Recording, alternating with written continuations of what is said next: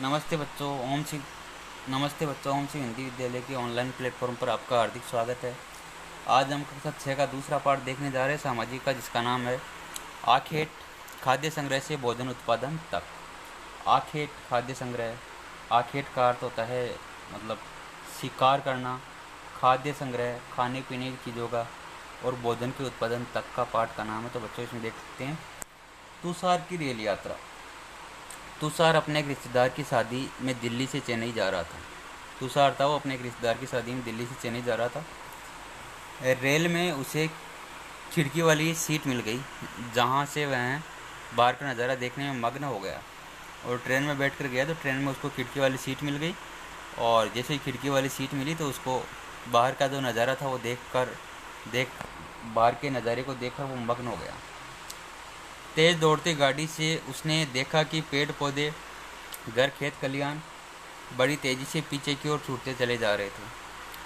Train अपनी गति से दौड़ रही थी, और जब ट्रेन दौड़ रही थी तो उसको लग रहा था कि ट्रेन है वो पेड़ पौधे, घर, खेत खलिहान उनको बहुत ही तीव्र गति से पीछे छोड़ते जा रही। तभी उसके चाचा ने उसके कंधे पर हाथ रखकर कहा, पता है, लोगों ने मात्र 150 साल पहले रेल से यात्रा शुरू की थी। उसी समय उसके चाचा ने उसके कंधे के ऊपर हाथ रखकर बोला कि तुझे पता है रेल यात्रा है, इसकी शुरुआत हुए कितना टाइम हो गया। तो उसने बताया कि 150 साल पहले ही जो रेल है वो चली थी, बस तो कुछ दशक बाद आई है, और उसके बाद में बस आई है। तुषार सोचने लगा कि जब लोगों के पास आने जाने के लिए तेज़ रफ्तार वाली सवारियां नहीं थी तो क्या वे यात्रा ही नहीं करते थे। और तुषार सोचने लगा कि जब लोगों के पास ये जो ट्रेन्स नहीं थी तो क्या वो यात्रा नहीं करते थे, क्या वे अपनी सारी ज़िंदगी एक ही जगह पर बिता देते थे। नहीं, ऐसी बात नहीं। तुषार ने सोचा कि जब ये साधन नहीं थे तो लोग बाग यात्रा नहीं करते थे एक जगह से दूसरी जगह। आरंभिक मानव आखिर वे इधर उधर क्यों घूमते थे। इसका आरंभिक मानव थे, शुरुआती मानव, वो इधर उधर क्यों घूमते थे। देखो, हम उन लोगों के बारे में जानते हैं जो इस उपमहाद्वीप में 20 लाख साल पहले रहा करते थे। 20 लाख साल पहले रहा करते थे, उन लोगों के बारे में जानते हैं। आज हम उन्हें आखेट खाद्य संग्रह के नाम से जानते हैं। और आखेट खाद्य संग्रह के मतलब, कहने का मतलब ऐसा है कि वो अपना शिकार करते, इधर उधर घूमते रहते भोजन की तलाश में। भोजन का इंतजाम करने की विधि के आधार पर इन्हें इस नाम से पुकारा जाता था। वो भोजन की होड़ में जुटे रहते इधर उधर। आमतौर पर खाने के लिए वे जंगली जानवरों का शिकार करते थे। और आमतौर पर खाने के लिए वे क्या जंगली जानवर होते थे, इनका शिकार करते थे। मछलियाँ और चिड़िया पकड़ते थे। फल फूल, दाने, पौधे, पत्तियाँ, अंडे इत्यादि क्या करते, मतलब इत्यादि चीज़ों को वो खाया करते थे। आखेट खाद्य संग्राहक समुदाय के लोग एक जगह से दूसरी जगह पर घूमते रहते थे। ऐसा करने के कई कारण थे। आखेट खाद्य संग्रह के समुदाय के जो लोग थे एक जगह से दूसरी जगह तक घूमते रहते थे। तो ऐसा करने का क्या रीज़न था उनका। पहला कारण ये कि अगर वे एक ही जगह पर ज़्यादा दिनों तक रहते तो आसपास के पौधों, फलों और जानवरों को खाकर समाप्त कर देते थे। पहला तो रीज़न ये था कि अगर वे एक ही जगह पर ज़्यादा दिनों तक रहते तो आसपास के पौधों, फलों और जानवरों को खाकर समाप्त कर देते, इसलिए और भोजन की तलाश में इन्हें दूसरी जगहों पर जाना पड़ता था। दूसरा कारण यह है कि जानवर अपने शिकार के लिए या फिर हिरण और मवेशी अपना चारा ढूंढने के लिए एक जगह से दूसरी जगह जाया करते थे, इसलिए इन जानवरों का शिकार करने वाले लोग इनके पीछे पीछे जाया करते थे। इस तरह की ये कहानी इसके अंदर बताई गई है। आगे देखते हैं। दो कारण थे, तीसरा कारण क्या था।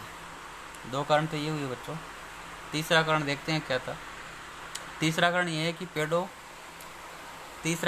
कि पेड़ पौधों और फल फूल अलग अलग मौसम में आते, इसलिए लोग उनकी तलाश में उपयुक्त मौसम के अनुसार अन्य इलाकों में घूमते रहते। तीसरा कारण ये बताया गया है कि जो पेड़ पौधे हैं उनके अंदर अलग अलग समय के अंदर क्या है कि फल फूल आते, और फल फूल आते तो उसके चक्कर के अंदर क्या है कि लोग घूमते रहते। चौथा कारण ये है कि पानी के बिना किसी भी प्राणी या पेड़ पौधे का जीवित रहना संभव नहीं होता। बिना पानी के कोई भी प्राणी है उसका जीवित रहना क्या संभव नहीं होता। पानी झीलों और झरनों तथा नदियों में ही मिलता है, और पानी ये झीलों, झरनों और नदियों में ही मिलता है। यद्यपि कई नदियों और झीलों का पानी कभी नहीं सूखता। कई नदियाँ हैं उनका पानी है वो कभी नहीं सूखता।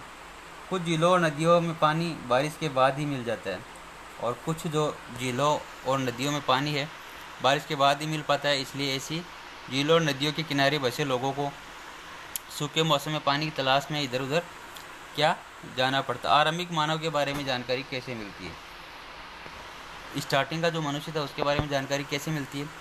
पुरातत्वविदों को कुछ ऐसी वस्तुएं मिली जिनका निर्माण और उपयोग आखेट खाद्य संग्रह किया करते थे। यह संभव है कि लोगों ने अपने काम के लिए पत्थरों, लकड़ियों और हड्डियों के औजार बनाए हो। इनमें से पत्थरों के औजार आज भी बेचे जाते हैं। स्टार्टिंग के अंदर लोग थे वो पत्थरों के औजार बनाए, उन्होंने सर्वप्रथम पत्थरों के औजार, लकड़ी के औजार है, पत्थरों के औजार है, हड्डियों के औजार बनाए, और इनमें से पत्थरों के औजार आज भी बचे हुए हैं क्योंकि पत्थरों के औजारों का आज भी उपयोग किया जाता है। इनमें से कुछ औजारों का उपयोग फल फूल काटने, हड्डियाँ तथा मांस काटने और पेड़ों की छाल और जानवरों की खाल उतारने के लिए किया जाता था। और जो इनका यूज़ था तो वो क्या किया था, हड्डियों, ये फल फूल काटने के लिए, हड्डियाँ और मांस काटने के लिए, पेड़ों की छाल और जानवरों की खाल उतारने के लिए किया जाता था। कुछ के साथ हड्डियाँ या लकड़ियों के मुट्ठे लगाकर भाले और बाण जैसे हथियार बनाए जाते थे। कुछ औजारों से लकड़ियाँ काटी जाती थी। लकड़ियों का उपयोग ईंधन के साथ साथ झोपड़ी और औजार बनाने में किया जाता। और लकड़ियाँ थी, इनका उपयोग क्या था, झोपड़ियाँ बनाने के अंदर और औजार बनाने में किया जाता। पत्थरों के औजारों का उपयोग बाएं इंसान के खाने योग्य जड़ों को खोदने के लिए किया जाता था, और दाएं ये वाला ये खोदने के लिए किया जाता था, और जानवरों की खाल से बने वस्त्रों को सिलने के लिए किया जाता। दो प्रकार के औजार दिखाए गए हैं इसके अंदर। ये मतलब जो पेड़ पौधे हैं इनको काटने के लिए ऐसे औजारों का उपयोग करता था, और जो खाल थी पशुओं की उनको सिलने के लिए इस तरह के औजारों का उपयोग किया। इसी के साथ आज का चैप्टर बच्चों हम ख़त्म करते हैं, बाकी चैप्टर वो नेक्स्ट क्लास में पढ़ेंगे। ठीक है बच्चों।